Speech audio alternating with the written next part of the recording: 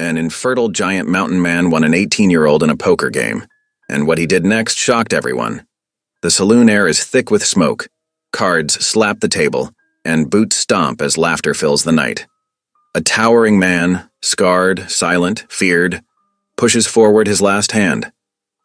When the game ends, the prize shoved his way isn't gold or cattle. It's a trembling young girl. The crowd roars. They expect him to claim her. But instead, he does something no one saw coming. Outside, the church bell tolls. Whispers spread down every dusty street. The barren giant's got himself a bride. But on the frozen trail, danger closes in. Armed men ride, carrying papers that say she belongs to them. A sheriff's badge gleams in the firelight, ready to drag her away. What hidden debts bind her fate? What buried pain drives him to fight? And when the law itself stands against them, will mercy be strong enough to triumph over greed? In a land where justice is bought and sold, can one broken giant protect the innocent and find redemption before it's too late? Drop a comment below and share which part of the world you're tuning in from today. If you enjoy stories like this, don't forget to subscribe for more. The oil lamps cast flickering shadows across the crowded saloon as tobacco smoke hung thick in the air. Outside, the autumn wind whistled through the streets of Leadville, but inside the establishment, the press of bodies and burning wood stove kept the chill at bay. The usual din of conversation had hushed to whispers as men gathered around the high-stakes poker table, their eyes fixed on the growing pile of coins and banknotes at its center. Joseph Hale sat uncomfortably in his chair, which creaked beneath his massive frame. His weathered hands, scarred from years of working trap lines in the high country, held his cards close. He hadn't wanted to join this game. The mountain man preferred the quiet solitude of his cabin to the noisy saloon, but the insistent coaxing of the other players had worn him down. "Come on, mountain man," they'd said. "Surely you've got something better to do with that fur money than hide it away in your cabin." Now here he sat, his broad shoulders hunched beneath his wool coat, trying to ignore the way the other men drew back slightly whenever he shifted in his seat. Joseph had grown used to that reaction. At 6'4", with a face marked by an old bear's claws and hands like sledgehammers, he knew his appearance frightened people. But those who knew him understood that his size masked a gentle nature. The current hand had drawn quite a crowd. $500 lay in the pot, more money than most miners would see in 6 months of backbreaking work. Most of the players had already folded, leaving only Joseph and Red McCullough, a horse trader known more for his drinking than his business sense. Red's bloodshot eyes darted between his cards and the pot. Sweat beaded on his forehead despite the cool air. "I'm out of cash," he slurred, "but I've got something better to wager." Joseph's stomach tightened. He'd seen that desperate look before, and it never led anywhere good. "The hand's rich enough," he said quietly, hoping to end things there. But Red wouldn't be deterred. He turned and gestured to a corner where a young woman sat alone, her plain dress and shawl marking her as out of place among the painted saloon girls. "I'm wagering my ward there. Kira Dawson. She's 18, healthy, and would make a fine wife for any man." The girl's head snapped up, her face draining of color. Joseph saw fear flash in her eyes before she lowered them to her lap again, her hands clenched in her skirts. A roar of laughter went up from the crowd. "There's a prize for you, Hale," someone shouted. "Maybe you'll have better luck getting children on this one than your last wife." Joseph's jaw clenched at the cruel jab, but he kept his voice steady. "A person ain't property to be wagered, McCullough." "She's my legal ward," Red insisted, his words slurring together. "Her pa left her in my care before he died, and I can do with her as I please." "Are you accepting the bet or not?" Joseph looked again at the girl, Kira. She sat perfectly still, like a rabbit trying to avoid a predator's notice, but he could see her trembling. The thought of this child being traded like cattle turned his stomach, but if he refused the bet, what then? Red would likely just find another player willing to accept, someone who might not have any qualms about treating her poorly. The crowd pressed closer, their breath hot with whiskey and anticipation. "Take the bet, Hale. Show us what you've got." The shouts echoed off the sawdust-covered floor. With a heavy heart, Joseph nodded once. I accept. Red slapped his cards down triumphantly. 3 kings. The crowd leaned in as Joseph slowly laid out his hand. One by one, the cards fell. Ace of hearts, ace of clubs, ace of diamonds, ace of spades, and a king of hearts.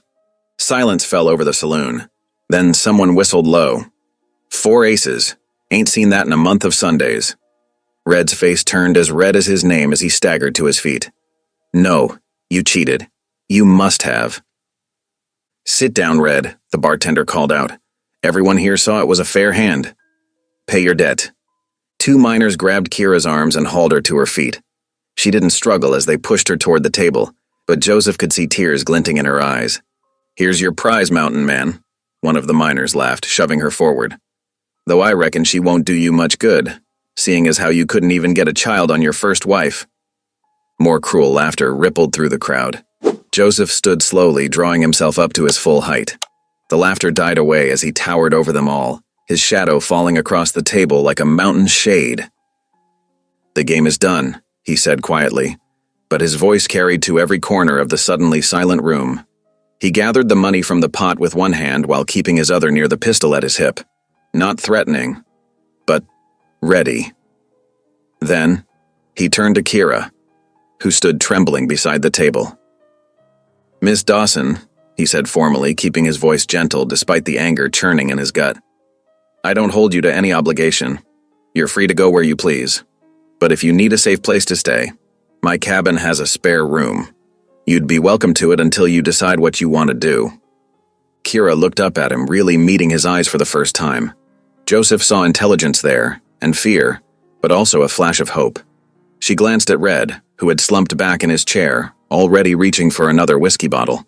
I would be grateful for that offer, Mr. Hale, she said softly, her voice steady despite her obvious fear. Joseph nodded and reached for his coat, which hung on the back of his chair. As he did so, one of the miners called out, Better watch yourself, girl. They say he's part bear, living up there alone in them mountains. That's enough, Joseph growled, and something in his tone made even the drunkest troublemakers step back. He draped his coat over Kira's shoulders, noticing how she flinched slightly at his proximity, before accepting the warmth of the heavy wool. The coat swallowed her small frame, making her look even younger and more vulnerable. My horse is outside, he said quietly. We can ride to the general store first, get you whatever supplies you need. Kira nodded, clutching the coat around her shoulders. As they made their way to the door, the crowd parted before them, like water around a boulder.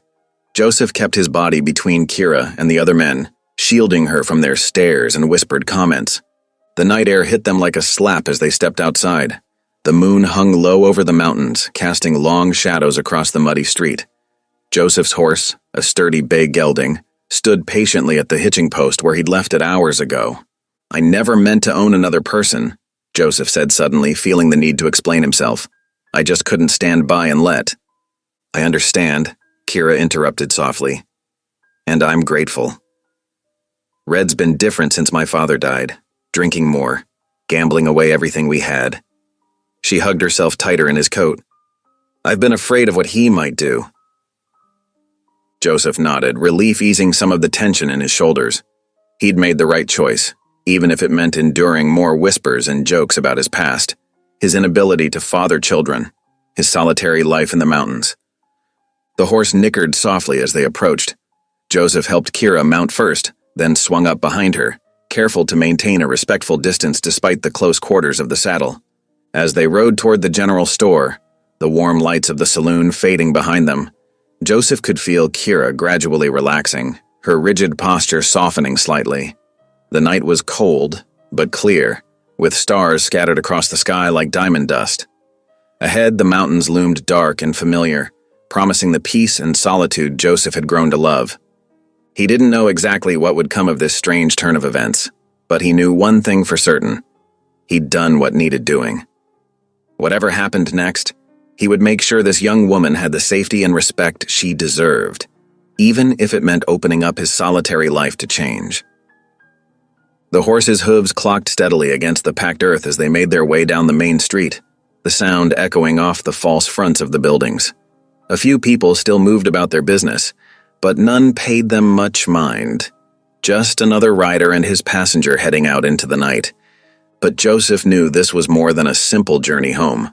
For both him and Kira, it was the beginning of something new, something neither of them had expected when the sun rose that morning. As they approached the general store, its windows still glowing with lamplight despite the late hour, Joseph silently promised himself that he would do right by this unexpected twist of fate. The mountains waited ahead, solid and unchanging, while behind them, the whispers and laughter of the saloon faded into the autumn night. The future was uncertain, but for now, they had a direction to ride toward. And sometimes, Joseph knew that was enough to begin with. The saloon erupted into chaos as Red slumped in his chair, defeated. Men crowded around the table, their boots scuffing against the sawdust floor, eager to see what would happen next. The air grew thick with tobacco smoke and the sharp bite of whiskey. "Well, go on then, Hale," someone shouted. "Claim your winnings." Joseph remained seated, his large hands resting flat on the table. His eyes found Kira, who stood trembling between the two miners who'd grabbed her earlier. Her head was bowed, dark hair falling forward to hide her face. But he could see how she gripped her worn shawl with white-knuckled fingers. The crowd grew restless. A bottle crashed somewhere in the back of the room. "What's the matter, mountain man?" another voice called out. "Prize not pretty enough for you." Joseph pushed his chair back slowly, the wooden legs scraping against the floor.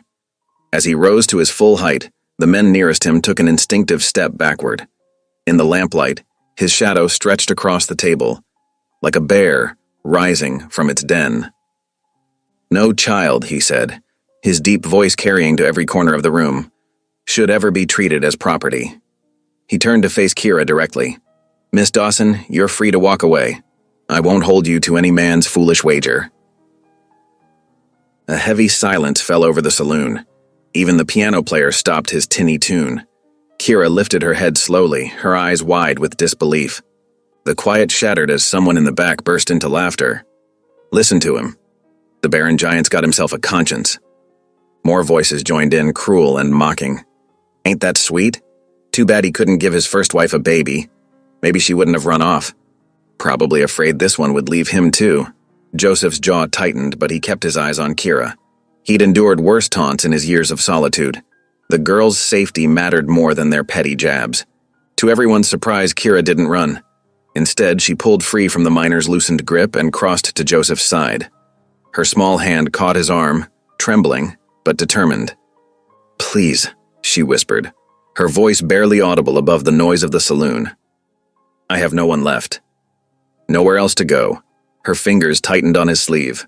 "Red gambled away everything my father left me. The boarding house won't take me without payment." Joseph felt the weight of every eye in the room upon them. His instincts, honed by years of avoiding trouble, told him to walk away. A man living alone in the mountains couldn't afford scandal or gossip. But as he looked down at Kira's desperate face, he knew he couldn't abandon her to whatever fate awaited in Leadville's shadows. "Looks like she's made her choice," like someone shouted, "taking the mountain man over Red's whiskey breath. Better watch out, girl. They say he's part grizzly." Joseph reached for his coat, which hung on a peg near the table. The heavy wool still carried the scent of pine and wood smoke from his cabin. Without a word, he draped it around Kira's shoulders. The coat swallowed her small frame, but she clutched it gratefully. "You may walk with me," he said quietly, "until you find somewhere safe." He gathered the money from the pot, tucking it securely in his vest pocket. The coins clinked softly, a reminder of how this strange situation had begun. The crowd parted as Joseph moved toward the door, Kira staying close to his side. The warmth of her presence felt foreign after so many years alone. Behind them, the whispers and speculation grew like wildfire. $10 says she don't last a week in them mountain. Reckon the bearman's finally found himself a mate. Poor girl's desperate if she's willing to take up with the likes of him. Joseph pushed open the heavy wooden door and the crisp night air rushed in to chase away the saloon's stale heat. The street lay quiet under a scatter of stars, with only a few windows still glowing along the boardwalk. In the distance, the mountains rose black against the sky, familiar and imposing. As they stepped outside, Joseph felt a change in the wind. It carried more than just the usual bite of approaching winter. Years of reading weather signs had taught him to recognize when a storm was brewing, and this night felt heavy with possibility and danger. Kira huddled deeper into his coat, her breath forming small clouds in the cold air. "Thank you," she said softly. "I know this must be difficult for you." Joseph glanced down at her, noting how young and vulnerable she looked in the moonlight. "No decent man could have done differently," he replied, his voice gruff but gentle. A burst of laughter spilled out from the saloon as someone opened the door behind them. Joseph instinctively moved to shield Kira from view, his broad shoulders blocking the light and noise. "We should move on," he said. "The general store stays open late on poker nights. We can get you some supplies before heading to my cabin." He paused, choosing his next words carefully. "You understand this isn't... that is, I'm offering... shelter. Nothing more." Kira nodded quickly. "Yes, sir. I wouldn't expect, I know you're only being kind." More voices approached the saloon door. Joseph gestured toward the darker end of the street where his horse waited. "This way. We'll avoid the main road." As they walked, their boots quiet on the packed earth, Joseph felt the weight of what he'd done settling around his shoulders. He'd spent years building a life of solitude, finding peace in the silence of his mountain home. Now, with one decision, he'd invited chaos back into his world. But watching Kira walk beside him, her head held high despite her fear, he knew he couldn't have chosen differently. His wife's death had left him wary of connecting with others, but his conscience wouldn't allow him to abandon someone in need. Whatever storm was coming, he would weather it as he had weathered all others, with quiet strength and stubborn determination. The night wrapped around them like a blanket as they made their way through the sleeping town. Behind them, the saloon continued to buzz with speculation and gossip, but its noise grew fainter with each step. Ahead lay uncertainty, but also the promise of safety and respect, something both of them had lacked for far too long. Dawn broke over Leadville in streaks of pale gold, the early light catching on frost-rimmed windows and weathered storefronts. Joseph stood in the stable yard, methodically checking the straps on his pack horse while his trusted mule waited patiently nearby. The morning air was sharp with cold, carrying the scent of pine from the mountains that loomed ahead. Kira emerged from the general store carrying a small bundle wrapped in brown paper. She'd changed into the clothes they'd purchased the night before, a sturdy wool dress, thick stockings, and boots that nearly fit. Her old shawl was replaced by a proper coat, though it hung loose on her thin frame. "I got the last of the supplies you listed, Mr. Hale," she said, holding up the package. "The shopkeeper's wife helped me find a warm blanket, too." Joseph nodded, taking the bundle and securing it to the pack horse with practiced movements. "Good. You'll need it where we're headed." He paused, his large hands stilling on the leather straps. "There's still time to change your mind. The stage to Denver leaves at noon." Kira's face paled, but her voice remained steady. "I can't stay in town, sir. Red has friends here. They'd find me, claim me somehow. I'd rather take my chances in the mountains." "The mountains ain't kind to the unprepared," Joseph warned, though he recognized the truth in her words. Towns like Leadville held their own dangers for young women alone. "Then I'll learn," Kira said simply. "I'm stronger than I look." Joseph studied her for a long moment, then turned to adjust the mule's bridle. "Very well. But you'll need to do exactly as I say. The trail's no place for argument." As they led the animals onto the main street, windows began opening in the surrounding buildings. Early risers paused in their morning routines to stare. Joseph felt their eyes like physical weight on his shoulders, heard the whispers start like rustling leaves. "Lord above, he's really taking herself. Poor thing tied to that giant. Heard he won her fair and square. Shameful, a girl that young." A group of women stood gossiping outside the millinery shop, their voices carrying clearly in the morning air. "Just like his first wife," one said, shaking her head. "Mark my words, this one won't last either. No woman can survive up there with him barren as he is." Joseph's jaw tightened, but he kept walking, his strides long and purposeful. Behind him, Kira hurried to keep pace, her new boots clicking on the packed earth. When they reached the horse he'd borrowed for her, a steady bay mare from the livery, Joseph turned to face Kira. "Ever ridden before?" She shook her head. "Just in a wagon with my father." Without comment, Joseph cupped his hands to make a step. Kira placed her boot in his palms, and he lifted her easily onto the horse's back. The mare shifted slightly, but remained calm. Keep your back straight, he instructed, adjusting her grip on the reins. Heels down, hands steady. Don't pull too hard on her mouth. His voice was gruff but patient as he demonstrated the basics of steering and stopping. They left town heading north, the sun climbing higher behind them. Joseph led them off the main road early, taking a less traveled trail that wound through stands of aspen. The tree's leaves had turned golden, trembling in the morning breeze like coins catching light. As the ground began to rise, Joseph called back instructions. Stay close to my mule's tail. He knows the way, and the mare will follow. Save your strength. We've got a long climb ahead. The morning passed in steady progress. Joseph kept their pace deliberate, watching how Kira handled the increasing elevation. She remained quiet, focused on staying mounted, though he noticed her white-knuckled grip on the saddle horn. By midday, they'd climbed high enough to look back over the valley. Leadville lay below like a child's toy town, smoke rising straight from chimneys in the still air. Joseph called a halt near a creek, helping Kira dismount. Her legs trembled as they hit the ground. We'll rest here, he said, leading the animals to water. Get your bearings back. Kira nodded gratefully, sinking onto a sun-warmed rock. After a few minutes, she stood and began gathering twigs and smaller branches. Joseph watched as she arranged the wood carefully, just as he'd shown her the night before at the general store. Her hands were steady now as she struck the match, feeding the tiny flame until it caught the kindling. Soon, a small fire crackled cheerfully. I'll fetch water, she said, reaching for the tin pot in their supplies. For coffee, if you'd like some. Joseph grunted agreement, surprised at her initiative. He busied himself with the horses while she filled the pot at the creek and set it to boil over the flames. The familiar routine of checking hooves and adjusting loads helped settle his unease at having company after so long alone. When the coffee was ready, Kira poured it carefully into 2 tin cups, offering one to Joseph. Thank you, she said quietly, for teaching me about the fire. And the riding. I know I'm a burden, but I'll learn quickly. I promise. Joseph accepted the cup but didn't reply. The coffee was strong and hot, better than he'd expected. They ate a simple meal of jerky and hard biscuits, the creek's song filling the silence between them. As the sun began its westward slide, they made camp in a protected hollow near the water. Joseph showed Kira how to brush down the horses, then set about making a lean-to while she built another fire. The girl worked efficiently, without complaint, though he could see fatigue in every movement.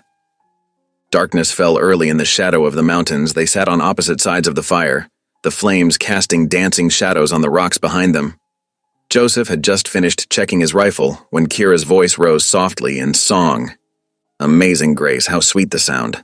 The familiar hymn floated on the evening air, clear and true despite her weariness. Joseph's hand stilled on the gun barrel as memories washed over him. Sunday mornings in a white-painted church, his wife's voice joining the congregation, the hope they'd shared before grief and whispers drove them to the mountains. That saved a wretch like me. Kira's voice carried no judgment, no hidden barbs. It was simply a song learned at her mother's knee, offered now to the night sky and the listening pines. Joseph sat motionless, something long frozen in his chest beginning to crack like spring ice. I once was lost, but now am found. The last notes faded into the crackling of the fire.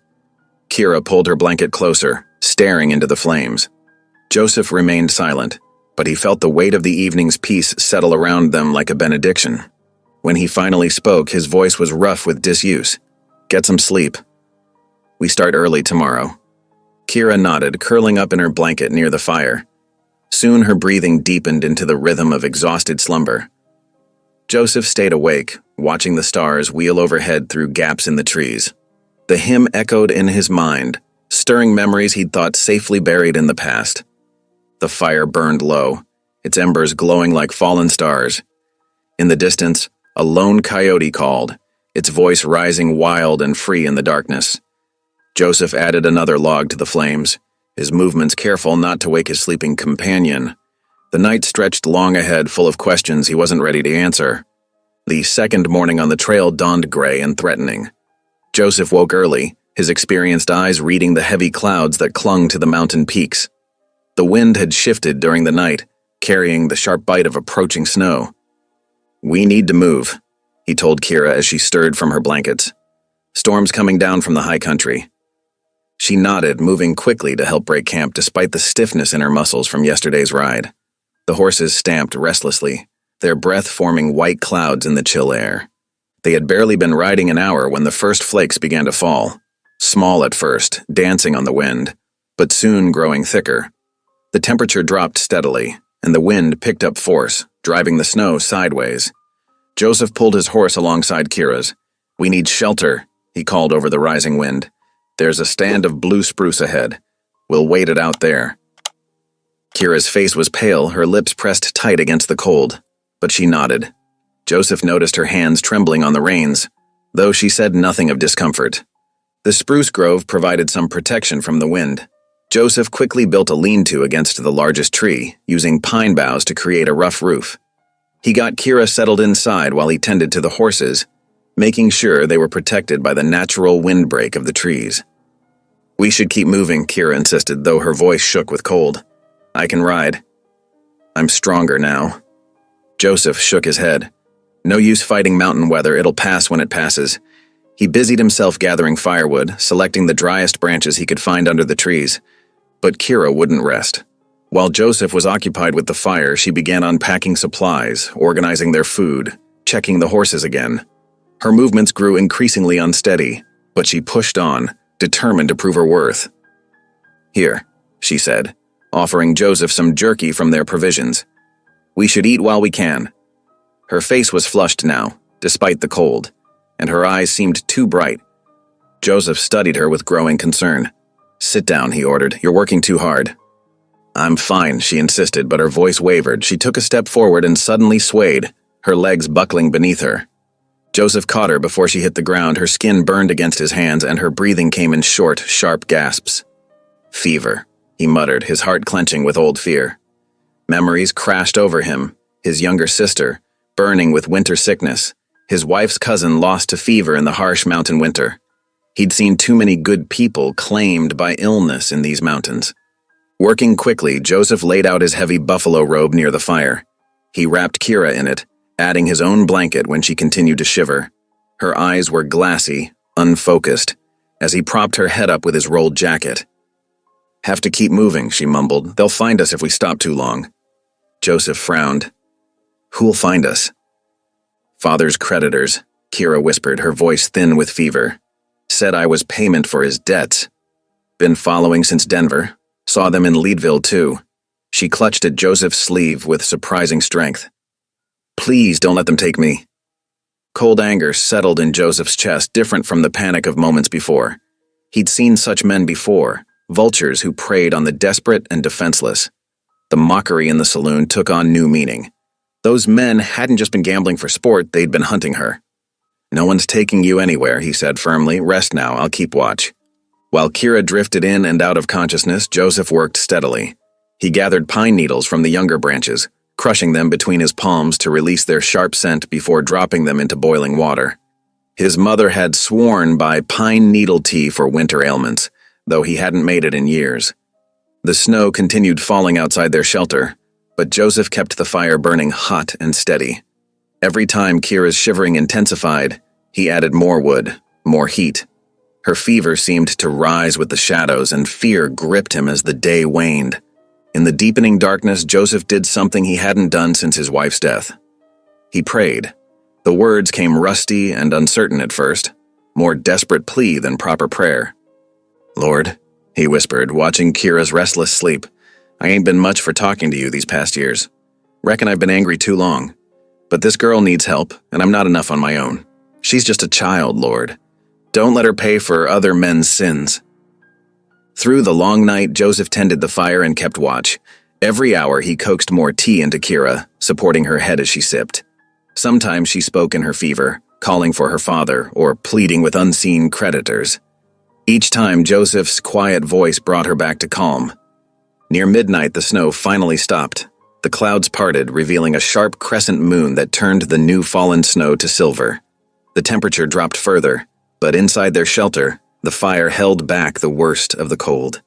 Kira's fever broke just before dawn. Joseph felt the change in her breathing first, then saw her face relax into natural sleep. The burning heat of her skin gradually cooled to normal warmth. When she finally opened her eyes, they were clear and focused. "You stayed up all night," she said softly, noting the dark circles under his eyes. Joseph shrugged, hiding his relief behind gruff practicality. Someone had to tend the fire. He helped her sit up slowly, steadying her when dizziness made her sway. "Why didn't you tell me about the men following you?" Kira looked away, shame coloring her cheeks. "I thought I could handle it alone. I've been running so long." She twisted the edge of the buffalo robe between her fingers. "Father borrowed money from bad men. When he died, they said I was their property now, to sell or keep as they pleased.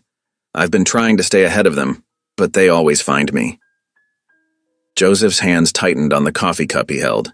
"They won't find you up here," he said firmly, "and if they do, they'll wish they hadn't." The morning sun broke over the mountains, setting the snow-covered landscape ablaze with light. Joseph began breaking camp, but he noticed how Kira's hands trembled as she tried to help. Without a word, he took the heavy packs from her, securing them to his own mount. "But those are my things to carry," she protested weakly.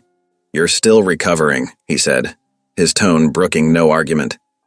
"We've got 3 days hard riding ahead. Save your strength." Kira subsided, recognizing the wisdom in his words.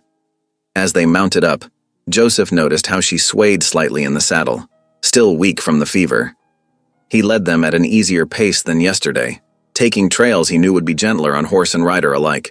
The morning passed quietly, broken only by the soft crunch of hooves in new snow and the occasional call of a jay. Joseph kept a closer watch now, scanning the back trail more frequently, though he knew the snow would have covered any tracks below. The men Kira feared might be following, but they'd find the mountain trails held their own dangers for those who didn't know them well. He glanced back at Kira, noting how she pressed on despite her obvious fatigue. Something protective stirred in his chest, something he'd thought long dead after his wife's passing. This girl needed more than just temporary shelter. She needed someone strong enough to stand between her and those who would harm her. The sun climbed higher, turning the snow to diamond dust around them. Joseph adjusted his path slightly, taking them higher into the mountains where he knew the tracking would be harder and the shelter more secure. His cabin lay ahead, and, with it, the promise of safety. But first they had to reach it, and Kira needed to regain her strength. Joseph shifted more of their supplies to his own horse, lightening her load as much as possible. It wasn't much, but it was what he could do for now. The rest would come with time and trust, and the mountains rose around them, ancient and indifferent to human struggles. But Joseph felt something changing in himself, a slow awakening of purpose he'd thought forever lost. He'd asked God for strength to protect this girl. Now he intended to use it. The last rays of sunlight painted the snow-capped peaks in shades of purple and gold as Joseph guided their weary horses up the final stretch of trail. Kira swayed in her saddle, exhaustion evident in every line of her body. The fever had weakened her more than she would admit, but she hadn't complained once during their arduous journey. "Almost there," Joseph called back, his deep voice carrying over the whisper of wind through the pines. "Just beyond that next ridge." As they crested the rise, his cabin came into view, a solid structure of squared logs and stone, nestled against the mountainside like it had grown there naturally. Smoke curled from the stone chimney where he'd left banked coals in the hearth 3 days ago. The sight of it brought relief even to Joseph, who'd made this journey countless times before. He helped Kira dismount, steadying her when her legs threatened to buckle. "Easy now," he murmured. "Been a long ride." The girl nodded wearily, letting him support her weight as they approached the cabin door. Joseph lifted the latch and ushered her inside, leaving their gear on the porch for now. The horses could wait a few minutes while he got Kira settled. The cabin's interior lay in shadows. Joseph struck a match and lit the old brass lantern that hung by the door, its warm glow chasing away the darkness. Kira blinked, taking in her surroundings with obvious curiosity. It wasn't much, Joseph knew, but it was solid and warm. The stone hearth dominated one wall, flanked by stacked firewood. A rough-hewn table and 2 chairs stood in the center, while shelves lined the walls, laden with preserved foods, tools, and supplies. A ladder led to the sleeping loft above. Everything was simple but well-maintained, speaking of years of careful attention. It's wonderful, Kira breathed, turning in a slow circle. Her eyes lingered on the thick walls, the sturdy door with its heavy bar. So safe. Joseph felt an unexpected surge of pride at her words. He'd built this place with his own hands, shaped it to withstand the mountain winters and provide refuge from storms. Now it would serve as sanctuary for this girl, who'd known too little safety in her young life. "Sit by the fire," he instructed, already moving to stoke the banked coals. "I'll tend the horses and bring in our gear." By the time he returned, arms full of supplies, the fire was crackling merrily. Kira had sunk into one of the chairs, her eyes half closed with exhaustion. Joseph set about preparing a simple stew, adding dried meat and vegetables to the pot with practiced efficiency.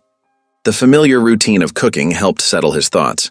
This situation was far from anything he'd expected when he'd reluctantly joined that poker game in Leadville. Having another person in his carefully ordered space felt strange after so many years of solitude. While the stew simmered, Joseph pulled out 2 wooden bowls and spoons. The movement caught Kira's attention, and she straightened in her chair. "Can I help?" she asked, starting to rise. "Stay put," Joseph said firmly. "You're still getting over that fever. There'll be time enough for helping once you've got your strength back." The girl subsided, though he could see she wasn't entirely happy about it. Good. She had spirit, even if she didn't always show it.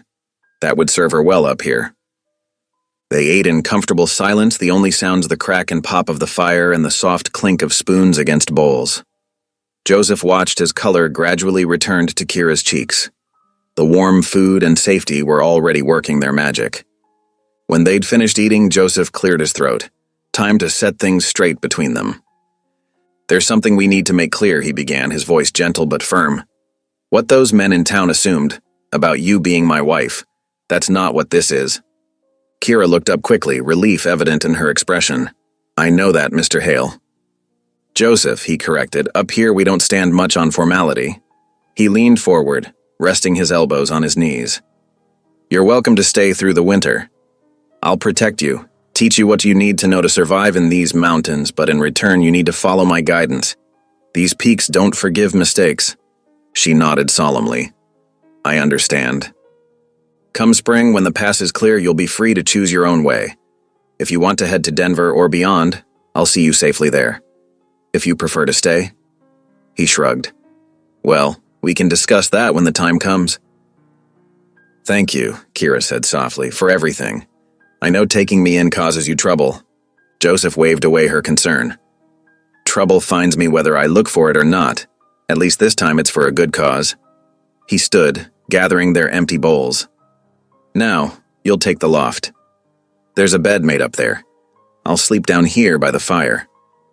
"But it's your home. I couldn't take your bed," Kira protested. "You're not taking it, I'm giving it to you," Joseph said firmly. "No arguments. You need proper rest to finish healing." He showed her where to find extra blankets, soap, and other necessities, then helped her up the ladder to the loft. The space was simple but clean, with a narrow bed built into the wall and a small window that looked out over the valley. While Kira settled in above, Joseph spread his bedroll near the hearth. Outside, snow had begun falling heavily, the flakes thick and wet against the window panes. By morning, the trail would be completely covered. They were sealed in for the winter, for better or worse, and the girl's soft footsteps moved across the loft boards as she prepared for sleep. Joseph stared into the flames, considering how this unexpected arrangement would test his carefully cultivated solitude. He'd grown used to answering to no one, speaking to no one but God and his horses for months at a time. Now he had charge of a young woman's safety and well-being. "Good night, Joseph," Kira called down softly. "Good night," he replied, surprised by how natural it felt to have another voice in his home. The fire popped and settled, sending sparks up the chimney. Joseph added another log, making sure it would last through the night. The wind picked up outside, driving the snow harder against the walls, but inside all was warm and still. He said his prayers, something he'd started doing again since meeting Kira, then wrapped himself in his blanket. The girl's steady breathing from the loft told him she was already asleep, trusting in the safety his home provided. Joseph closed his eyes, listening to the familiar sounds of his cabin settling around him. Things would be different now, with another person sharing his space. But as he drifted toward sleep, he realized he didn't mind the change as much as he'd expected. The storm outside grew stronger, but the cabin's thick walls held firm against the wind and snow, sheltering its occupants as it had been built to do. Tomorrow would bring its own challenges, but for now, they were safe and warm. Two souls, finding refuge in this mountain sanctuary. The morning after their arrival, Joseph woke before dawn, as was his habit. He found Kira already up, trying to rekindle the fire with clumsy movements. The flames had died down overnight, leaving only faintly glowing embers. "Here," he said, making her jump, "let me show you." Joseph knelt beside her at the hearth. With practiced motions, he demonstrated how to arrange the kindling and coax the embers back to life. "The trick is patience," he explained. "Rush it, and you'll smother what fire remains." Kira watched intently, her face serious with concentration. When Joseph stepped back, she tried herself, following his example carefully until a small flame caught and grew. "Good," Joseph said simply. "You'll need to know this. Fire's life up here." Over the next few days, he showed her other essential tasks. The spring lay a short walk from the cabin, clear water bubbling up between rocks. Joseph taught her how to break through the thin ice that formed each night, how to carry the heavy buckets without spilling. "Keep to this path," he instructed. "Even in snow you can follow the markers I've set." He pointed out the blazed trees and stacked stones that would guide her steps. Kira proved an eager student, though her city-bred hands were soft and unused to such work. The morning he taught her to split kindling, she struck her thumb with the hatchet. Joseph saw her bite back tears, but she wouldn't stop until she'd split enough wood to fill the box by the hearth. Later that day, he found her applying snow to her reddened hands. "Let me see," he said gruffly. "It's nothing," she protested, but he took her hands anyway, examining the blisters and bruises. "Wear these next time," he said, retrieving a pair of leather work gloves from a peg. They were far too big for her small hands, but they'd protect her skin until it toughened. While Kira learned the rhythms of cabin life, Joseph maintained his usual routines. Each morning, he checked his trap lines, bringing home rabbit, fox, and occasionally beaver. He taught her how to skin and clean the catches, how to stretch the pelts for curing. "Waste nothing," he explained as he showed her how to render fat for soap and candles. "Winter's long up here. Everything must serve a purpose." Kira absorbed it all, asking questions, making mistakes, but never complaining. Joseph found himself impressed by her resilience, though he kept such thoughts to himself. Best not to grow too attached. Come spring, she'd likely move on to an easier life somewhere else. Still, he couldn't help noticing how she brightened the cabin. She hummed while she worked, arranged dried flowers she'd found in a tin cup, kept things neater than he ever had. The space felt different with her presence, warmer somehow, despite the increasing cold outside. One evening, after a simple supper of rabbit stew and cornbread, Kira broke their usual comfortable silence. "I never properly thanked you," she said softly. Joseph looked up from the trap he was mending. "For what?" "For giving me back my dignity." She traced patterns on the wooden table with one finger. "That night in the saloon, those men thought nothing of wagering me like a piece of property. But you." She met his eyes. "You saw me as a person. You gave me choice when others would have stripped it away." Joseph shifted uncomfortably in his chair. He wasn't used to such direct talk about feelings. "Was the right thing to do is all," he muttered.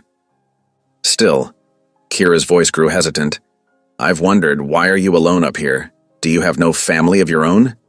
The question hit him like a physical blow. Joseph's hand stilled on the trap wire. Memories he'd fought to bury rose up sharp and painful. Martha's smile, her belly swollen with hope month after month, year after year, until finally illness took her, leaving him with nothing but an empty cabin and bitter questions. "Some things," he said roughly, "God sees fit to withhold." He stood abruptly, the chair scraping against the floor. "Need to check the horses before dark." He escaped into the cold evening air, letting it steal the heat from his face. Behind him, through the cabin window, he could see Kira clearing the table, her movements careful and subdued. He hadn't meant to snap at her. The girl was just trying to understand, but those wounds were still too raw, even after all these years. Later that night, after Kira had climbed to her loft bed, Joseph sat alone by the fire. His eyes were drawn to the small shelf where he kept his few books, trail guides, almanacs, and tucked between them, a small leather-bound Bible. It had been Martha's, her name written in faded ink inside the cover. He hadn't opened it since her death. Couldn't bear to see her careful notes in the margins, the pressed flowers she'd kept between its pages. The wind picked up outside, rattling the shutters. From above came the soft sound of Kira humming, an old hymn Joseph recognized from long ago Sundays. Amazing Grace, the same song Martha used to sing while kneading bread or quilting by the fire. Joseph's throat tightened. He'd thought that warmth forever lost, had wrapped himself in solitude like a shield against further pain. But now, listening to Kira's clear voice weaving through the howling wind, something stirred in his chest, an ember of feeling he'd thought long cold. His fingers brushed the Bible's worn spine, but he couldn't quite bring himself to take it down. Not yet. But for the first time in years, he felt the possibility of it, like spring thaw touching frozen ground. The hymn drifted to an end. Joseph added another log to the fire, watching the flames catch and grow. Tomorrow would bring more lessons, more small adjustments as they learned to share this space. For now, he let himself rest in the quiet moment, aware of Kira's peaceful breathing above, the familiar creaking of his cabin settling around them both. Outside, snow continued to fall, but inside, unexpected warmth bloomed like the first flowers pushing through winter's last frost. December settled over the mountains like a heavy blanket, each storm adding fresh layers of snow. The drifts grew steadily higher around Joseph's cabin until they reached the windowsills, transforming the familiar landscape into something alien and pure white. Inside, however, warmth bloomed in unexpected ways. Joseph spent long hours tracking deer through the deep snow, his experienced eye following their patterns until he could bring down the prey they needed. One particularly cold morning, he returned hauling a young buck across his shoulders, his beard crusted with ice but satisfaction evident in his eyes. Kira met him at the door, already reaching for the knives she'd learned to use. "That'll keep us fed a while," she said, helping him hang the carcass in the lean-to where the meat would stay frozen. "Reckon so," Joseph agreed, watching as she confidently began the process of cleaning and butchering. Her hands moved with growing skill, no longer hesitant as they had been months ago. "You're getting better at that." A small smile touched her lips at the rare praise. Had a good teacher. Together they worked to preserve every useful part of the deer, the meat cut and stored, the hide scraped clean for tanning, even the bones saved for broth. Nothing went to waste in the mountain winter. That evening, rich venison stew bubbled in the iron pot over the fire, filling the cabin with savory aromas. Joseph sat at the rough-hewn table, watching as Kira mended one of his wool shirts. Her neat stitches were nearly invisible, far better than his own clumsy attempts at repair. "Mama always said idle hands were the devil's workshop," Kira said, holding the shirt up to examine her work, "though I doubt she ever imagined I'd be mending a mountain man's clothes." Joseph grunted, but there was no displeasure in it. The cabin had changed since Kira's arrival, small touches that made it feel more like a home than just shelter. Dried herbs hung from the rafters now, their subtle fragrance mixing with wood smoke. The floors were swept clean, the dishes washed and stacked neatly on their shelf. Even his own habits had shifted, taking more care to wipe his boots before entering, keeping his gear properly stored rather than scattered about. When Sunday came, as it did each week, Kira took down the small Bible from its shelf. Joseph tensed, as he always did, but didn't leave the cabin as he had in the early days. Instead, he remained in his chair, pretending to focus on cleaning his rifle while her clear voice filled the room. "The Lord is my shepherd," Kira read, "I shall not want. He maketh me to lie down in green pastures." The familiar words stirred something deep in Joseph's chest, memories of Martha sitting in that very spot, reading those same passages. He'd fought against these feelings for so long, walling off his heart against the pain of loss. But Kira's gentle presence had begun to crack those carefully built defenses. Later that evening, after Kira had gone up to her loft bed, Joseph sat alone by the fire. From a pocket of his coat, he drew out a piece of pine wood and his whittling knife. His large hands, more accustomed to rough work, moved with surprising delicacy as he carved. Slowly, a small cross took shape under his blade. The next morning, before Kira came down for breakfast, Joseph placed the finished cross beside her plate. He said nothing about it, busying himself with stoking the fire instead. But he heard her soft intake of breath when she saw it, felt her eyes on him as she traced the smooth wood with gentle fingers.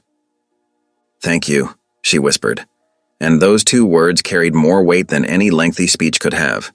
Their quiet routine might have continued undisturbed, but the outside world had other ideas. Mid-December brought a visiting trapper, Pete Williams, seeking shelter from an approaching storm. Joseph couldn't turn him away. That was not the mountain way. But he misliked the knowing look in the man's eyes when he saw Kira. After supper, while Kira was in the loft, Williams shared the gossip from town. "Folks down there are mighty curious about your situation," he said, warming his hands by the fire. "Some say you've taken yourself a young wife." Joseph's jaw tightened. Folks ought to mind their own business. Church people especially are scandalized, Williams continued, either missing or ignoring Joseph's tension. Parson's wife near fainted dead away when she heard tell of it. Says it ain't proper, a young girl living alone with. That's enough. Joseph's voice was quiet but carried such authority that Williams fell silent mid-sentence. But the damage was done. Later that night, Joseph found Kira sitting by the dying fire, her face troubled in the fading light. "What they're saying," she began hesitantly. "It could bring trouble, couldn't it?" Joseph settled into his chair with a heavy sigh. "People will talk. Always have, always will. But what if someone decides to—" She hugged herself, shoulders tight with worry. "What if they try to make me leave?" "No one's making you go anywhere." Joseph's voice was firm, brooking no argument. "You're safe here, no matter what whispers reach town. I gave my word to protect you, and I mean to keep it." Kira's posture relaxed slightly, though concern still shadowed her eyes. "I don't want to cause you trouble. You've done so much already." "Ain't causing trouble by being here," Joseph interrupted. "This cabin's safer with you in it. Warmer, too." He paused, choosing his words carefully. "Sometimes God's plans don't match what people think proper. Reckon he knows better than they do." Surprise flickered across Kira's face at this rare mention of faith from his lips. She smiled then, small but genuine, and began to hum softly, one of the hymns that had become part of their evening ritual. Joseph leaned back in his chair, letting the familiar melody wash over him. Outside, snow continued to fall, building walls of white around their sanctuary. But inside, despite the gossip and uncertainty, peace settled over the cabin like a well-worn quilt, wrapping them in its comfortable embrace. The wooden cross caught the firelight from its new place on the shelf, casting twin shadows on the wall, one dark, one light, intertwined like the unlikely family that had formed within these sturdy walls. The days grew shorter as Christmas approached, darkness settling over the mountains by mid-afternoon. Inside Joseph's cabin, Kira had been secretly working on a special project, carefully hiding it whenever his heavy footsteps approached. She'd discovered an old trunk filled with fabric scraps, remnants of Martha's sewing projects, though Joseph never spoke of them. With patient dedication, Kira pieced together the best parts of the worn cloth, working by lamplight after Joseph had gone to sleep. Her fingers, though sometimes pricked by the needle, moved steadily as she stitched the pieces into a new shirt. It wouldn't be fancy, but it would be warm and well-made. Joseph's current shirts were threadbare in places, though he never complained. Kira measured carefully against one of his old shirts, making sure the shoulders would be broad enough and the sleeves long enough for his large frame. Christmas Eve morning dawned clear and cold. Joseph had gone out early to check his trap lines, giving Kira time to finish the last few stitches. She held up the completed shirt, examining her work with critical eyes. The fabric was mismatched in places, but she'd arranged the pieces thoughtfully, creating a pattern that looked intentional rather than makeshift.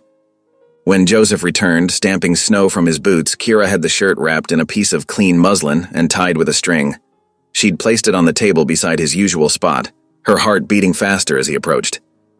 "What's this?" he asked, eyeing the package with surprise. "Merry Christmas," Kira said softly. "It's not much, but—" Joseph's large hands seemed almost hesitant as they untied the string. As the muslin fell away, he held up the shirt, his expression unreadable. Kira rushed to fill the silence. "I found some fabric in the old trunk. I hope you don't mind. I noticed your shirts were wearing thin, and I thought—" "You made this?" Joseph's voice was gruff with emotion. "For me?" Kira nodded, watching anxiously as he ran his fingers over the neat stitching. I tried to make it strong where it needs to be. For working, you see." Joseph cleared his throat. "Ain't had a Christmas gift since—" He trailed off, but Kira understood. Not since Martha. "Try it on?" she suggested gently. To her delight, he did, shrugging off his old shirt and pulling on the new one. It fit well. Her measurements had been accurate. The fabric, though pieced together from scraps, hung properly across his broad shoulders. "Fits just right," he said. And though his words were few, the warmth in his voice told Kira all she needed to know. Later that evening, as Kira stirred the venison stew bubbling over the fire, Joseph approached her with something clutched in his hand. He seemed almost nervous, a strange sight in such a large, usually confident man. "Got something for you too," he said, holding out his closed fist. When he opened it, a small silver locket lay in his palm. It was old, but well cared for, its surface gleaming in the firelight. "Oh," Kira breathed, touching it gently. "It's beautiful." "Was my mother's," Joseph explained.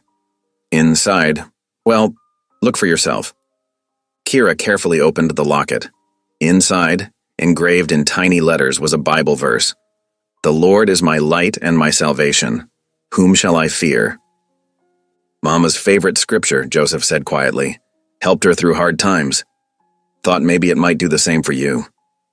Tears pricked at Kira's eyes as she closed the locket and slipped it around her neck. "Thank you," she whispered. "I'll treasure it always." They sat down to their Christmas Eve supper together, the table set with their best meal in weeks. The venison stew was rich with root vegetables Joseph had stored in his root cellar. Dried apples, carefully hoarded for a special occasion, provided a sweet finish. Joseph had even brought out some precious coffee, its aroma filling the cabin with warmth and comfort. As they ate, Kira shared stories of Christmases past with her family, before the hard times came. To her surprise, Joseph began to share some of his own memories, tales of his mother's cooking, his father's hunting stories, the simple joy of family gathered around a fire much like this one. Then something extraordinary happened. Kira, describing a mishap with her father's attempted Christmas turkey, saw Joseph's shoulders shake. A low, rough sound emerged, unfamiliar at first, then recognizable as laughter. Though rusty from disuse, it was genuine and warm, transforming his entire face.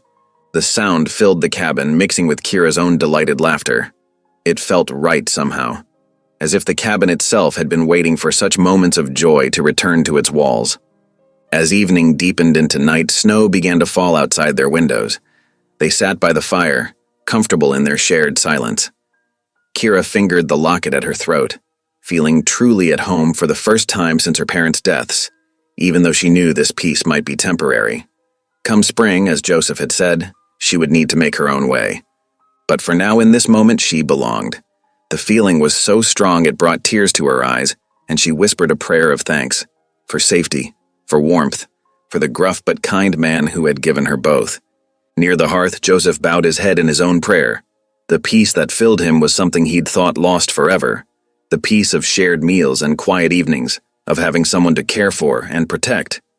He gave thanks for this unexpected gift, this chance to be useful again, to be more than just a solitary figure in the mountains. The snow continued falling through the night, blanketing the world in pristine white, but morning brought an unwelcome discovery. As Joseph stepped outside to fetch more firewood, his keen eyes spotted tracks in the fresh snow, bootprints that came close to the cabin windows before circling away. Someone had been watching them in the night. Joseph's body tensed, his hand automatically reaching for his rifle. The tracks were fresh, made after the heaviest snowfall. Whoever had made them couldn't have gone far. He studied the prints carefully, noting their size and depth. These weren't the tracks of a curious neighbor or lost traveler. These were the purposeful marks of someone who wanted to remain unseen, someone who had stood in the darkness peering into their Christmas celebration. Returning inside, Joseph found Kira humming as she prepared breakfast, still wearing his mother's locket. He didn't mention the tracks, not yet. But his eyes moved to the rifle above the door, and his shoulders carried the weight of renewed vigilance. The peace of Christmas night had been real, but so was the danger that lurked beyond their walls. Joseph knew that soon, perhaps too soon, they would have to face whatever threat those tracks represented. January descended on the mountains like a hungry wolf, bringing winds that howled through the pines and temperatures that froze water solid in seconds. Inside the cabin, Joseph and Kira adapted to the brutal cold, developing new routines born of necessity and caution. Joseph rose before dawn each morning, his breath visible in the freezing air as he checked the perimeter of their small clearing. The tracks they'd discovered on Christmas still haunted him, though snow had long since buried them. He chopped more firewood than ever before, stacking it high against the cabin's outer walls, partly for convenience, partly as an extra barrier against both cold and intruders. His rifle, once stored high above the door, now rested within arm's reach of his sleeping spot near the hearth. The weapon's presence was a constant reminder of the danger that lurked beyond their walls. Kira noticed these changes but didn't speak of them directly. Instead, she threw herself into learning everything she could about survival. "Teach me to set snares," she asked one morning, her face determined. "I want to help provide for us." Joseph studied her for a long moment. She was no longer the trembling girl from the saloon. 2 months of mountain living had strengthened her, though she remained slight compared to his towering frame. "Ain't easy work," he warned, "especially in deep snow." "I'm stronger than I look," Kira replied, lifting her chin. "And I need to know these things." Joseph nodded slowly. "Reckon you do." That afternoon, he taught her how to fashion snares from wire, demonstrating the proper loops and triggers. Kira's fingers, though cold, proved nimble at the delicate work. She listened intently as he explained where to place the traps, near rabbit runs and under low branches where grouse might land. "Watch how the snow lays," he instructed, pointing to subtle dips and patterns in the white expanse. "Animals make paths you can't always see straight out, but they're there if you know how to look." Kira absorbed everything, asking smart questions that showed she was thinking beyond the immediate lesson. "How far should I range from the cabin when setting them?" "Not far," Joseph answered firmly. "Never out of sight of smoke from our chimney, and always bring the rifle if I ain't with you." She nodded, understanding the unspoken warning. The wilderness held natural dangers, but it was human threats that worried them most. The next morning, Kira bundled up in layers of wool and fur to check her first snares. Joseph watched from the doorway as she made her way through knee-deep snow, moving carefully as he'd taught her. She returned an hour later, red-cheeked but triumphant with 2 plump rabbits. "Well done," Joseph said simply, but his approval made her beam with pride. As January wore on, Kira proved herself increasingly capable. She learned to split kindling with precise strokes, to read weather in the clouds, to keep the cabin's interior warm with careful management of the fire. Joseph found himself relying on her help more each day, though he remained protective. Then came the afternoon that changed everything. They were checking the spring together, a critical task as it was their only water source. Joseph had chopped through the ice that morning, and they needed to fill their barrels before night fell. The winter sun hung low, painting long shadows across the snow. Kira spotted them first, fresh hoofprints in the new-fallen snow circling the spring. "Joseph," she whispered, her voice tight with fear. He was already crouching, examining the tracks, at least 3 horses, he determined, and they'd passed through recently, within the last few hours. The riders had dismounted here, probably to water their mounts and scout the area. "Back to the cabin," he said quietly, "now." They hurried through the gathering dusk, Joseph scanning the tree line constantly. Once inside, he barred the door and checked every window shutter, making sure they were secure. Kira stood by the fire, trembling not from cold but from fear. "They found me," she said, her voice barely audible. "Just like I knew they would." Joseph turned to her, seeing the terror in her eyes. "Tell me everything," he said gently. "All of it." They sat at the rough-hewn table, lamplight casting warm shadows as Kira finally shared her full story. Her father had been a failed merchant, taking loans from increasingly dangerous men. When he died, they'd come to collect, not money, but her. "They said I was payment for his debts," she whispered, twisting the locket she still wore around her neck. "They had it all arranged. A man in Kansas City would buy me, said he owned hotels, but everyone knew what kind." She shuddered. "When my guardian lost me in that poker game, he was probably trying to raise money to pay them off." Joseph's hands clenched into fists. "No man has the right to sell another," he said, his voice rough with anger. Not ever. I ran away twice before, Kira continued. They found me both times. Said next time they'd chain me. She looked up at Joseph, eyes bright with unshed tears. I can't go back. I'd rather die in these mountains. You'll do neither, Joseph said firmly. He was silent for a long moment, then spoke words he'd held inside for years. I know something about feeling owned. About being judged and found wanting. Kira waited quietly as he gathered his thoughts. Martha, my wife, she wanted babies more than anything. We tried for years, but none came. His voice grew hoarse with remembered pain. Folks in town started whispering. Called me cursed. Said no real man would shoot blanks like that. Martha, she took sick with fever one winter. Died still praying for a child I couldn't give her. Oh, Joseph, Kira breathed, reaching across the table to touch his hand. Felt like God himself had turned his back on me, Joseph continued. Came up here to these mountains to die alone. Figured that's what I deserved. He looked at Kira, his eyes softening. Never thought he'd send me someone to protect instead. Maybe, Kira said carefully. God knew we both needed healing. You from your grief, me from my fear. Joseph was quiet for a long moment, considering her words. The lamp flickered, making shadows dance on the walls. Outside, the wind moaned through the pines like a lonely spirit. Finally, he spoke, his voice deep and certain. I make you this vow, Kira. Long as I draw breath, those men won't lay a hand on you. This cabin's your sanctuary for as long as you need it. Even if it means fighting, she asked softly. Even then, he nodded. Though I'm praying it won't come to that. Kira's eyes filled with tears, but they were tears of relief rather than fear. For the first time since her father's death, she felt truly safe. The mountain man who had won her in a poker game had become more than a protector. He was the father figure she desperately needed. Thank you, she whispered, for everything. Joseph merely nodded, but his eyes were warm. He rose and checked his rifle one more time before settling on his bedroll near the fire. Kira climbed to her loft, wrapped in the quilt he'd given her.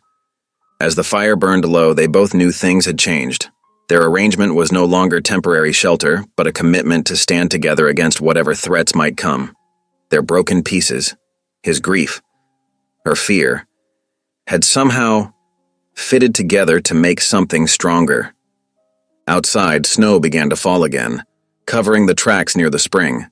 But Joseph and Kira remained vigilant, knowing that somewhere in the vast whiteness, men with dark intentions were watching, waiting, planning. Yet in their cabin, despite the danger, they had found something neither expected, a family forged not by blood, but by choice and circumstance, and they would defend it with everything they had. February's fury hammered the high country with relentless storms.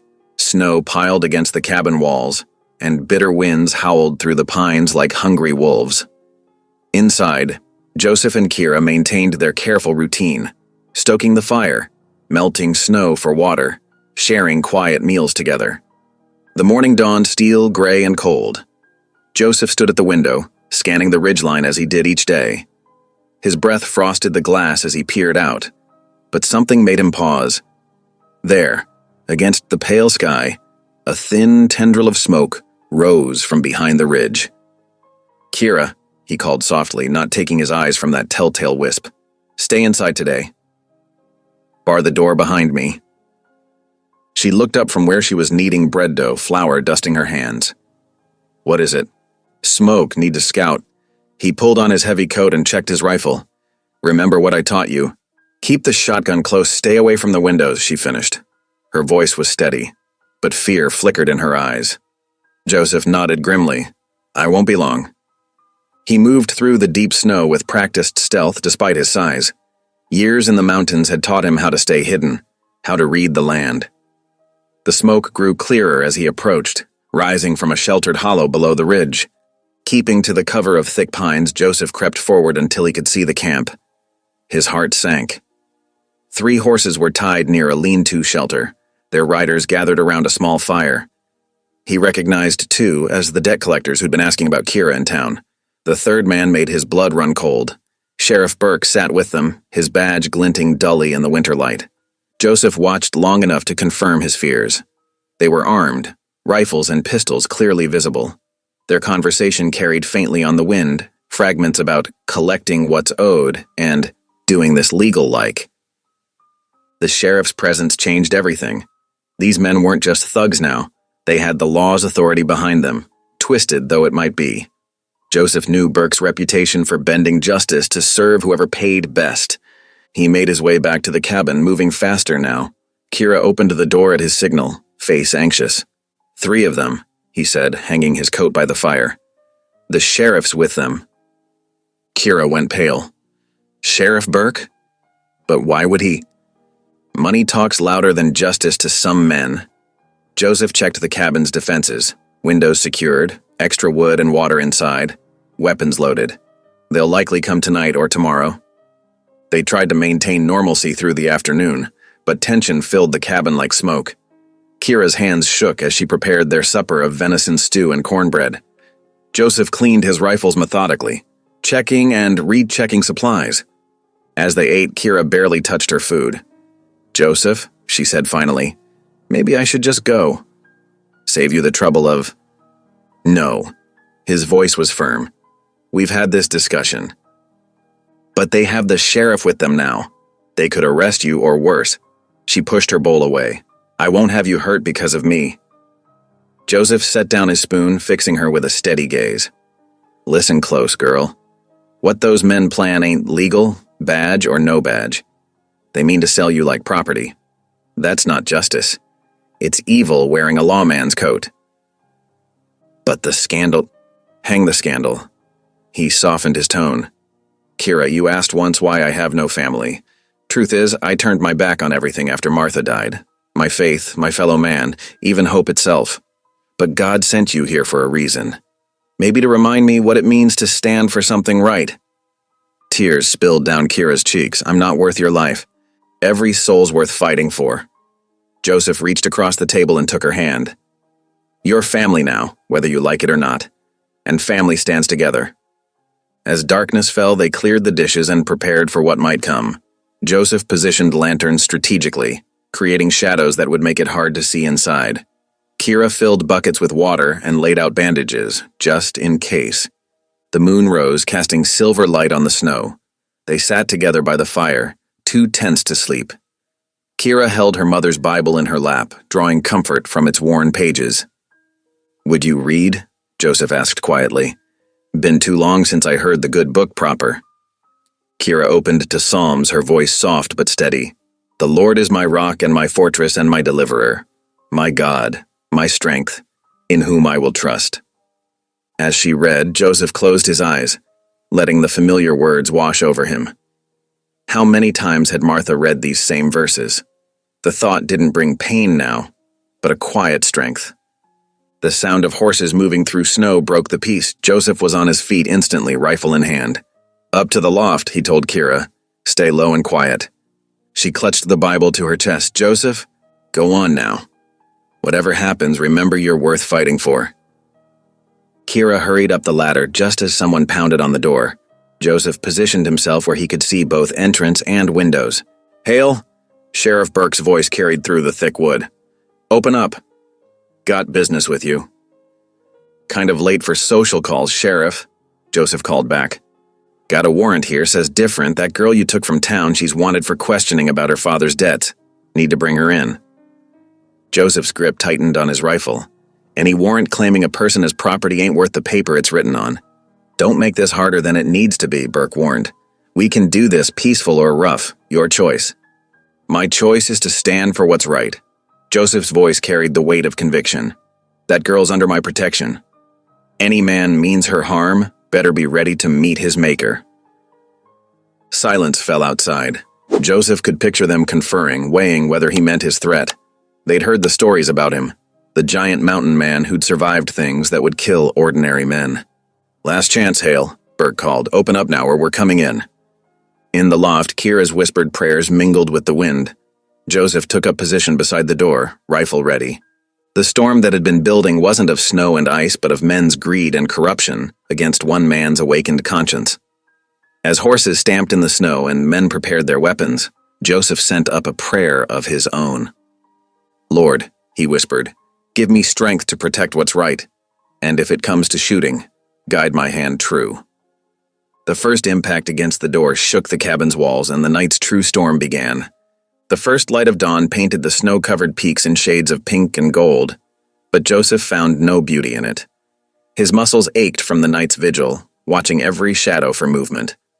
The confrontation he'd expected hadn't come, a fact that worried him more than any direct assault would have. Kira descended from the loft, dark circles under her eyes betraying her own sleepless night. "Maybe they've gone," she whispered, but her voice held little hope. Joseph shook his head, checking the cabin's defenses one last time.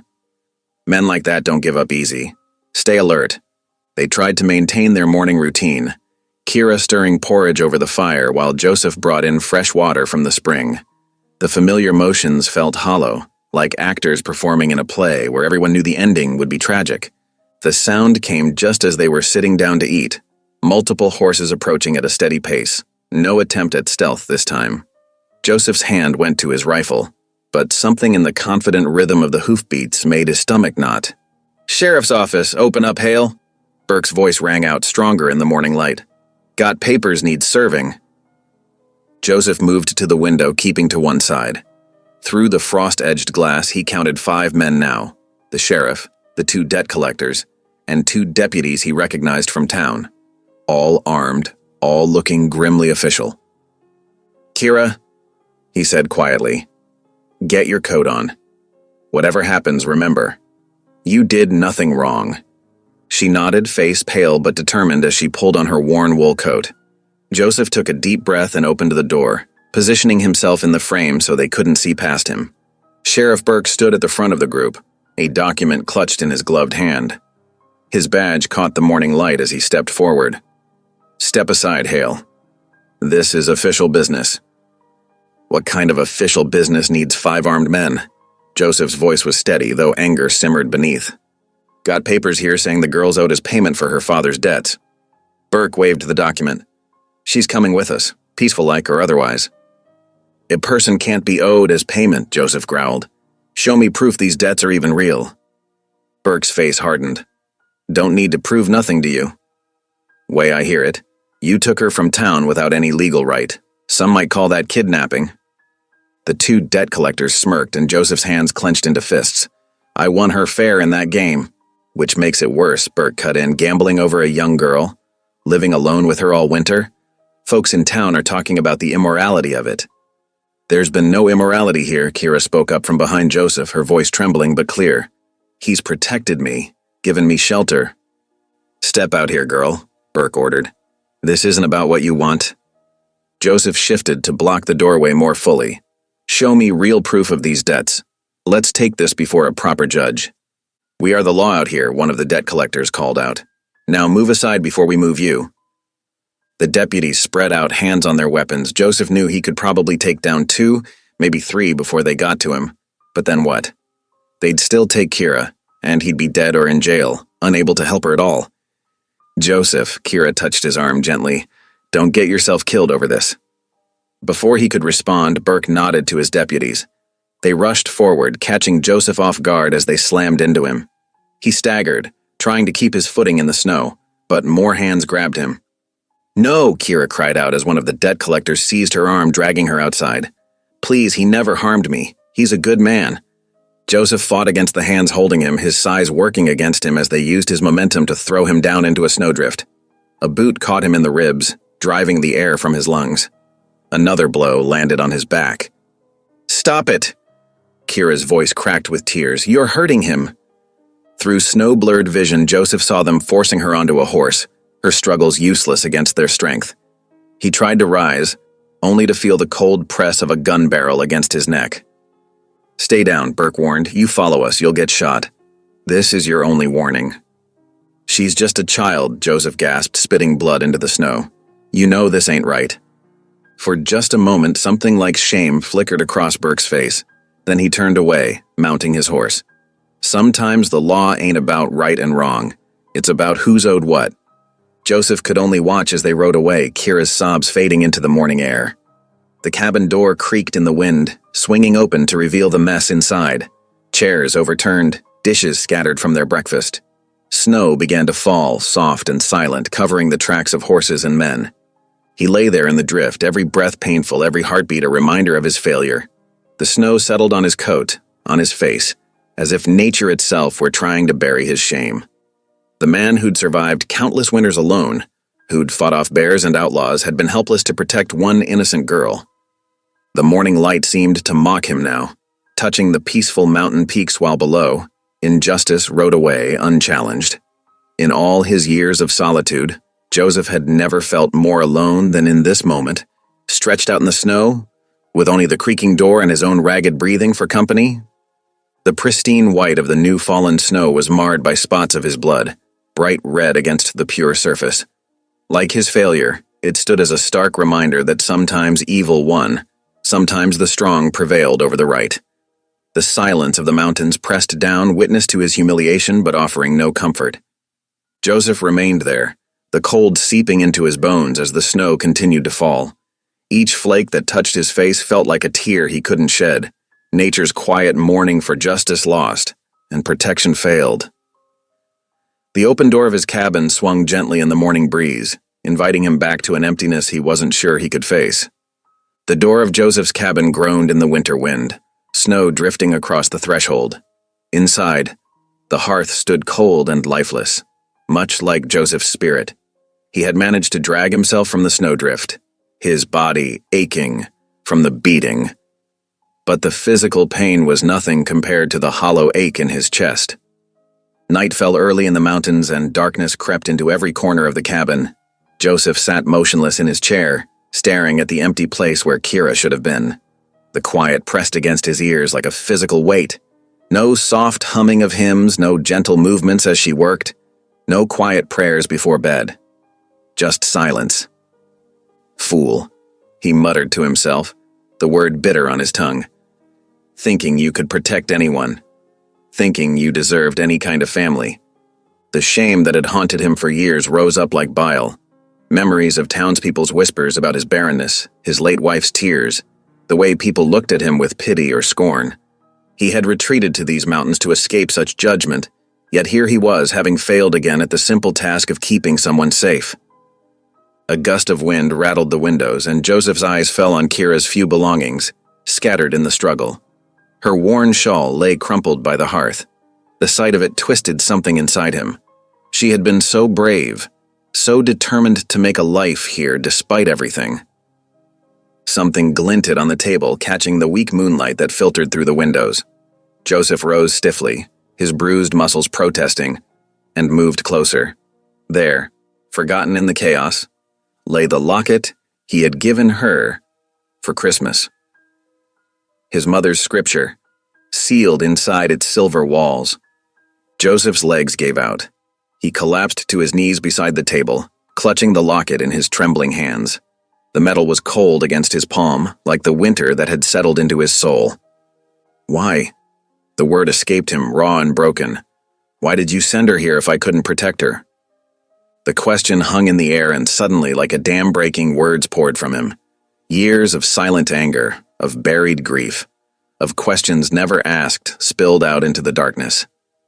I ain't prayed proper in years, Joseph's voice cracked. Not since Sarah died. Not since you took away any chance of children, I thought. I thought you'd abandoned me to loneliness. But then you sent Kira, and for the first time in so long this cabin felt like home again. Tears he hadn't allowed himself to shed in years tracked down his weathered cheeks. She reads your word like it's precious, sings your hymns like they're joy itself. She saw good in me when I'd forgotten it was there. The locket's edges pressed into his palm as he gripped it tighter. I know I ain't worthy. Know I've turned my back on you. But please, please give me the courage to do what's right, to stand up against this evil, even if it costs me everything. Joseph's prayer faded into the darkness, but something had changed. The shame that had weighed him down began to lift, replaced by a clarity he hadn't felt in years. He looked around the cabin, seeing it through new eyes. This wasn't just about him anymore or his past failures.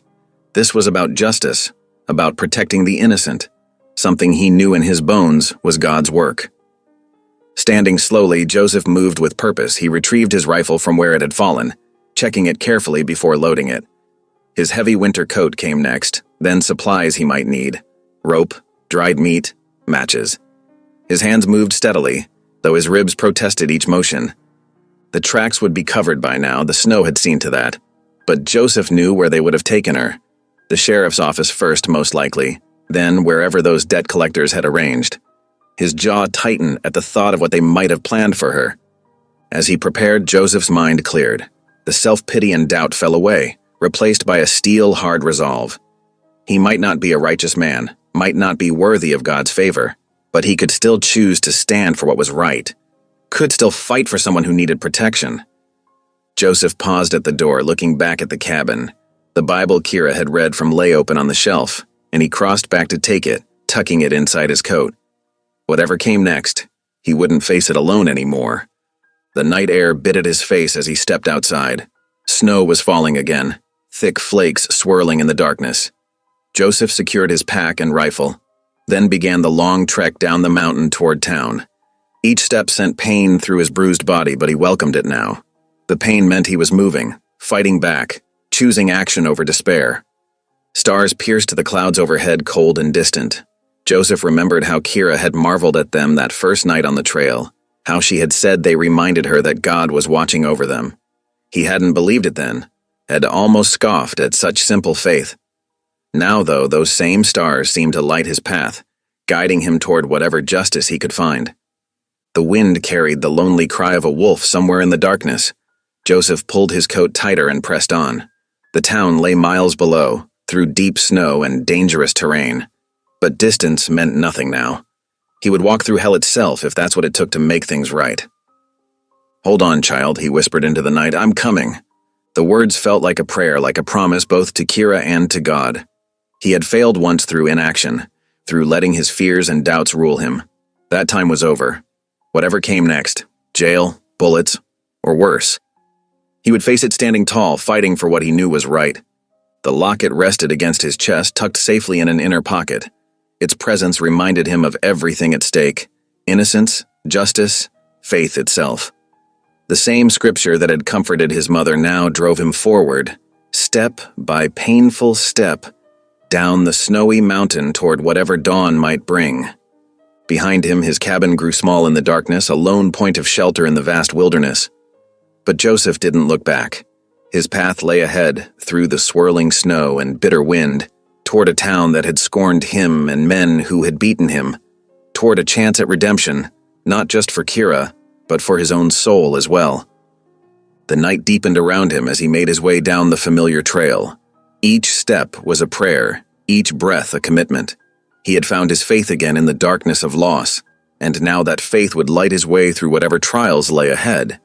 Snow continued to fall, erasing his tracks almost as soon as he made them. But Joseph pressed on, one foot after another, moving with the steady determination that had kept him alive through countless mountain winters. This time, though, he moved not just to survive, but to save, not just to exist, but to truly live again, as God had meant him to. The path before him vanished into darkness, but Joseph's heart was finally clear. Whatever came next, he would face it standing firm in his renewed faith, fighting for justice with every breath he had left. The night was long, but dawn would come, and with it the chance to make things right. Dawn painted the eastern peaks in pale gold as Joseph made his way down the mountain trail. Each step sent pain through his bruised ribs, but he pressed forward, driven by purpose. The familiar path to Leadville stretched before him, winding through stands of pine and past granite outcrops dusted with snow. By mid-morning, smoke from cooking fires caught his attention. A Ute camp lay nestled in a protected hollow just off the trail. Joseph paused, remembering the scout who had helped him years ago when he first settled in these mountains. Perhaps Henry Two Feathers still camped in these parts. As Joseph approached the camp, several women looked up from their work, their faces guarded. A tall figure emerged from one of the lodges. Henry Two Feathers himself, older now, but still straight-backed and keen-eyed. "Joseph Hale," Henry said, his voice measured. "Many moons since you traded here." Joseph nodded respectfully.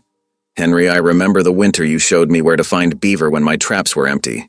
You saved my life that season. I remember also when you spoke truth about the broken treaty, stood with my people against false claims."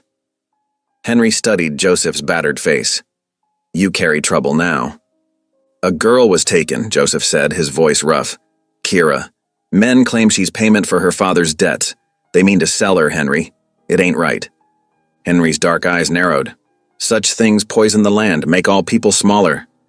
He gestured for Joseph to sit near the fire. A woman brought them cups of strong tea. Joseph's hands trembled slightly as he accepted the drink. I need witnesses who'll speak truth before the judge. Folk who'll say I protected her, never harmed her. Your word carries weight, Henry. You've known me 15 years. Henry was silent for a long moment watching the fire. Finally, he spoke. You showed honor when others did not. Kept your word when treaties turned to dust. He met Joseph's gaze. I will speak. Truth must stand against darkness. Relief flooded through Joseph. Much obliged, Henry, truly. Rest here, Henry said. Eat. Then we walked together. Joseph accepted the offer gratefully. While he ate the hearty stew Henry's wife provided, the scout gathered his weapons and supplies. An hour later, they set out together down the trail to Leadville. As they walked, Henry spoke of changes in the territory. New settlers pushing into valleys, more broken promises from the government. Joseph listened, hearing the deep hurt beneath the measured words. Both men understood what it meant to be judged unfairly, to be pushed aside by those who claimed power. By early afternoon, they reached the small church that stood on the outskirts of town. Joseph had avoided it for years, the sight of its weathered cross bringing too many painful memories. But now, he squared his shoulders and approached the door. Preacher Matthews was inside, his white hair catching the light from the stained glass windows as he arranged hymnals in the pews.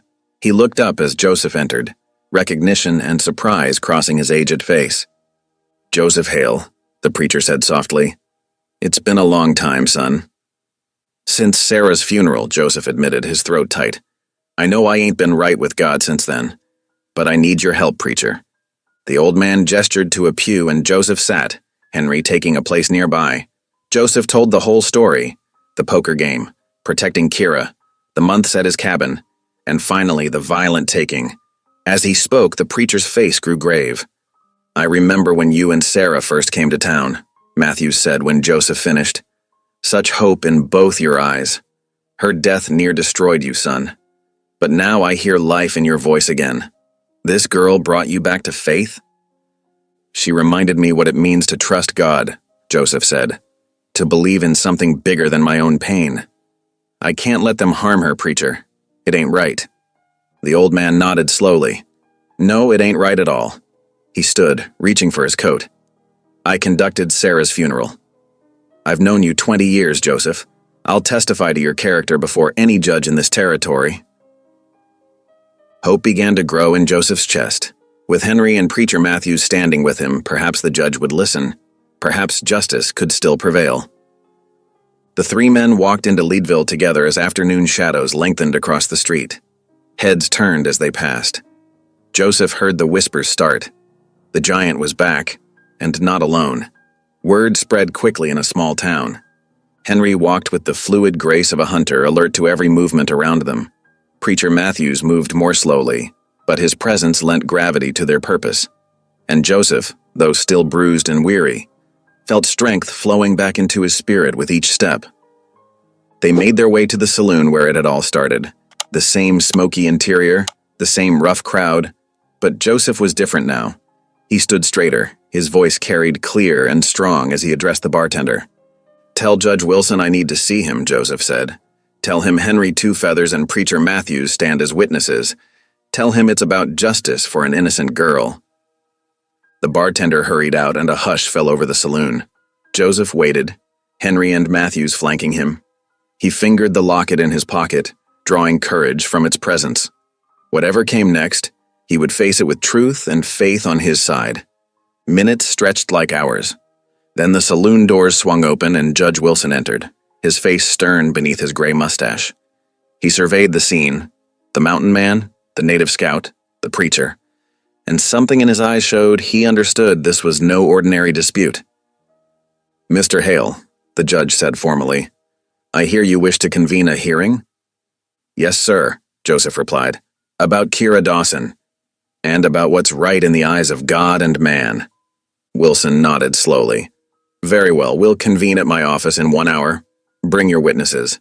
He turned to go, then paused. And Mr. Hale? I hope you understand what you're starting here. I do, Your Honor, Joseph said firmly. Been understanding it since the night I won that poker game. Some things are worth fighting for, no matter the cost.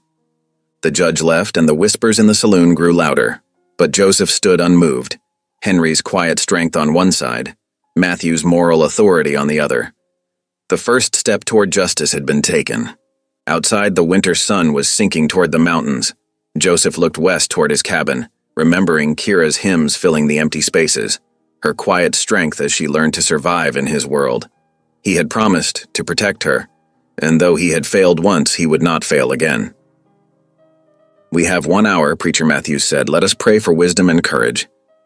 Joseph bowed his head, letting the old man's words wash over him.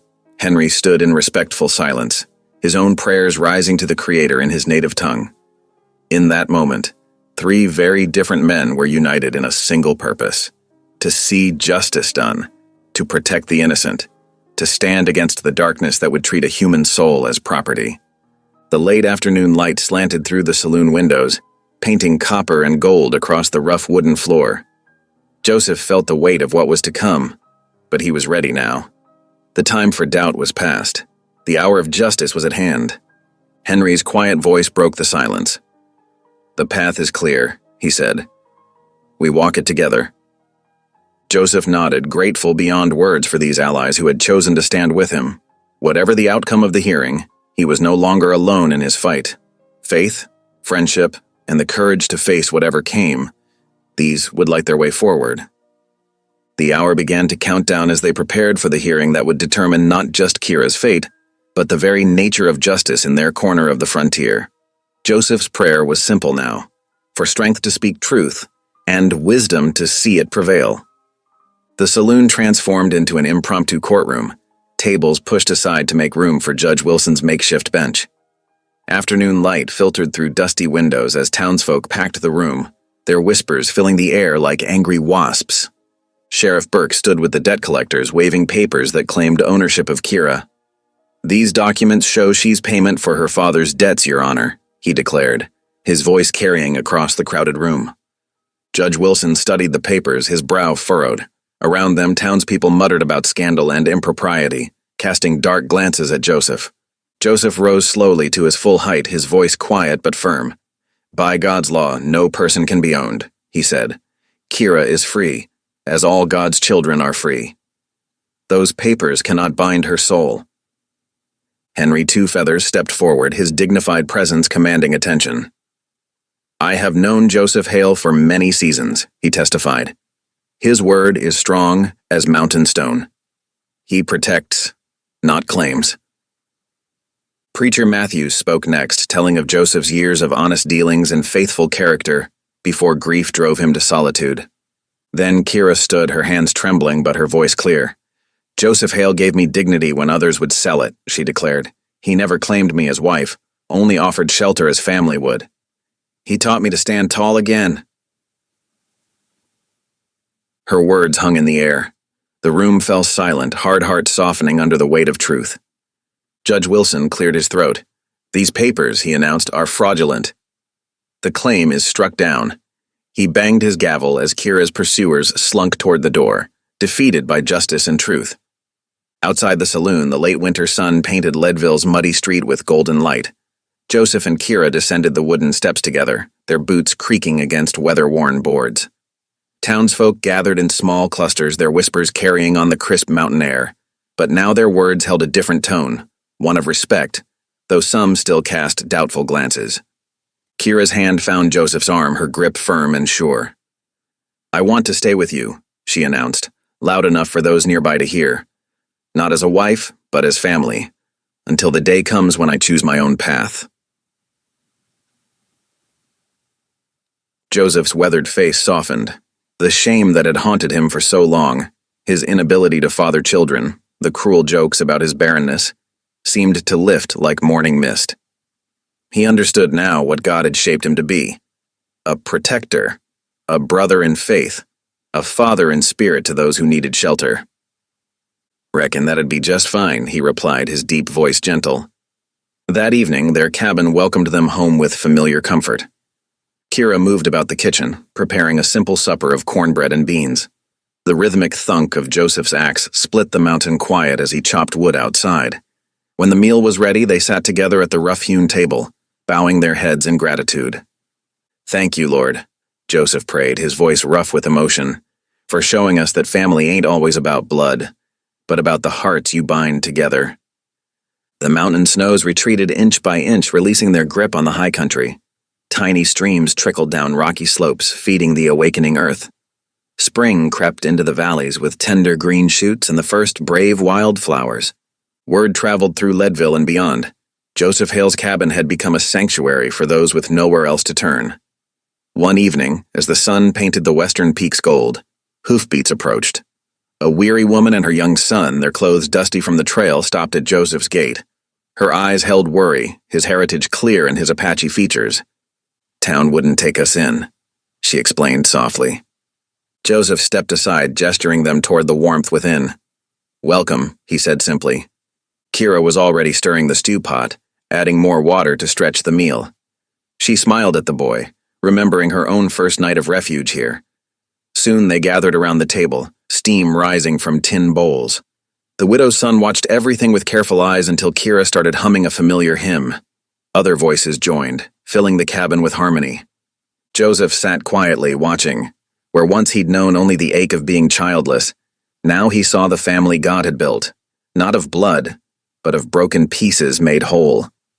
His heart lifted in silent gratitude, not for what he'd been denied, but for what had been restored. Faith, purpose, and the dignity of offering shelter to those who needed it most.